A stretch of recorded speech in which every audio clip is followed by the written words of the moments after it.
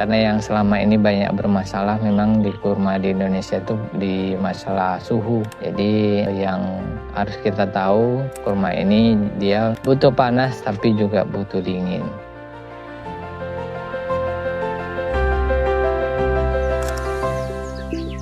Sejarahnya kita memang riset kurma terlebih dahulu. Waktu itu kita di Riau, kita kurang lebih sejak tahun 2015-16, artinya kita riset dulunya. Jadi kita skala kecil dulu nyoba, akhirnya tumbuh, berbuah. Nah kemudian tidak lama setelah itu kita lakukan lagi, mulai dari hobi tadi. Akhirnya kita mencari tempat-tempat yang kita kira lokasinya bagus, cocok. Salah satunya kita di Celetuh dan kita cek kayak pH tanahnya, kemudian udaranya, dan juga sekitar hama, penyakit dan lain-lain. Akhirnya kita memutuskan untuk mencoba dari mulai hobi yang awalnya dulu kita di uji coba di beberapa lokasi. Sekarang kita mencari daerah-daerah yang potensial dan juga secara marketnya memang dekat dari Jabodetabek, karena kita juga bertujuannya membangun kebun kurma di Celetuh ini. Nantinya akses terutama nanti untuk marketnya itu,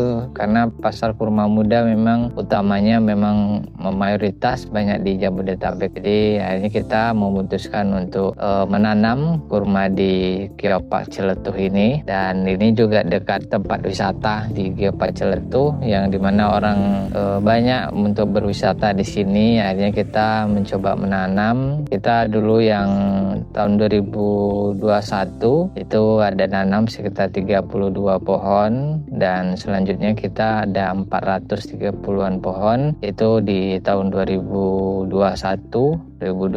kita mulaikan penanaman lagi. Jadi artinya udah 5-6 tahun kita menanam kurma di Geopark Celetuh ini.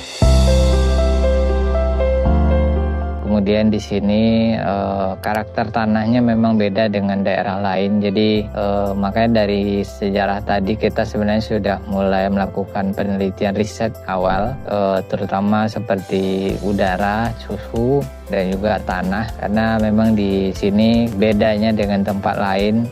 Kebetulan mungkin dari segi tanah juga kita di sini agak berpasir, memang yang disukai kurma. Kemudian juga di sini dari segi suhu itu panasnya juga lumayan panas karena kita posisinya dekat laut, dan ini membantu juga untuk panasnya itu biasanya lebih panas dibandingkan daerah lain. Kemudian juga dinginnya malam hari terutama, apalagi di peralihan musim, misalnya musim hujan ke kemarau, kemudian atau enggak dari kemarau ke hujan, itu dingin malamnya cukup bisa untuk memacu pembungaan kurma, karena memang tidak semua daerah cocok untuk kurma. Kebetulan kita di sini di Celetuh ini dia karena dekat dengan Australia, ya kita terutama nanti di bulan-bulan Agustus, September itu pas puncak musim kemarau tapi malamnya dingin, ada angin-anginnya apalagi dekat laut. Nah itu sebenarnya itu sangat dibutuhkan oleh kurma untuk proses pembungaan, karena yang selama ini banyak bermasalah memang di kurma di Indonesia itu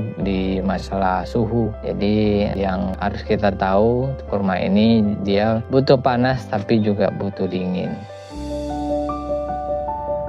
Kita mulai dari teknologi untuk bibit, kita menggunakan kultur jaringan, jadi bukan dari biji. Yang kedua, kita pupukan tadi, kita baik dari organik dan anorganik, kita sesuai ininya. Kemudian dari irigasi kita juga lakukan kayak semuanya di sini menggunakan irigasi tetes, jadi semua per pohon itu ada selang-selangnya, jadi kita menggunakan mesin air, ada timer, jadi dia udah otomatis untuk nyiram. Kemudian juga untuk pengendalian hama, penyakit juga kita terpadu. Kemudian juga teknologi lainnya yang memang kita rasa nanti ke depan dibutuhkan, kayak kita monitoringnya juga kita lagi siapkan untuk keamanan buah dan lain-lain. Dan kemudian kita juga lagi riset juga bagaimana nanti ke depan udah menggunakan IoT dan juga sumber-sumber daya alam di sini, kayak mungkin listriknya kita sudah nanti coba pakai surya panel, mungkin juga angin bisa kita manfaatkan. Jadi ini sesuai dengan yang ada di kebun kita.